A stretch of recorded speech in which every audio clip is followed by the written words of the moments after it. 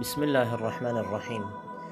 یکی دیگری از سنت های پیغمبر صلی الله علیه و سلم در ماه شریف مبارک رمضان این خوردن سحری هست.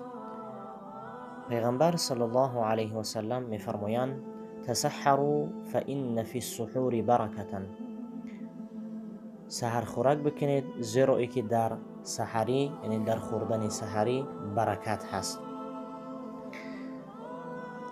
و همچنین سحر خوراک کردن این برای ما و شما نشان میدهد که فرق بین روزه ما و از روزه اهل کتاب هست، چنانه که پیغمبر صلی الله علیه و سلم گفتند فرق بین روزه ما و روزه اهل کتاب خوردن سحری هست، زیرا آنها سحر خوراک نمی کردند. و همچنین در خوردن سحری سنت هم همین است که خرما خورده شود، یعنی به اصطلاح ما و شما خرماهای حجی میگوییم، چون این خرماها خورده شود سنت است، چنانکه که پیغمبر صلی الله علیه و سلم گفتند نعم سحور المؤمن التمر. بهترین سحری یعنی سحر خوراک کردن مؤمن این خرما هست.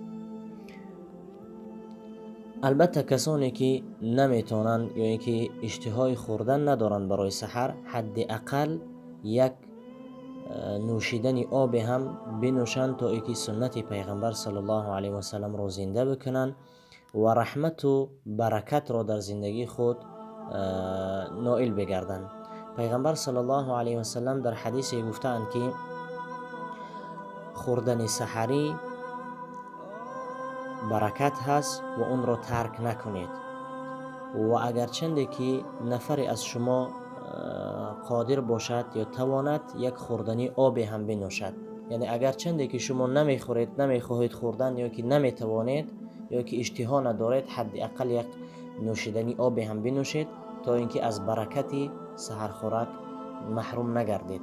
در حدیث دیگر اومده است که پیغمبر صلی الله علیه و سلم گفتند شما سحر خوراک را ترک نکنید، زیرا اینکه فإن الله و ملائکته یصلون علی المتسحرین، زیرا اینکه الله سبحانه و تعالی و ملائکه های اون برای کسانی که سحری میخورند درود میفرستند و درود خداوند برای بندگان این رحمت پروردگار است و صلات ملائکه ها یعنی درود ملائکه ها برای کسانی که سحر خوراک میکنن این است که به اونها طلب مغفرت میکنن، یعنی از پروردگار میپرسن پروردگارا کسانی که سحر خوراک میکنن گناهاشان را بیامرز.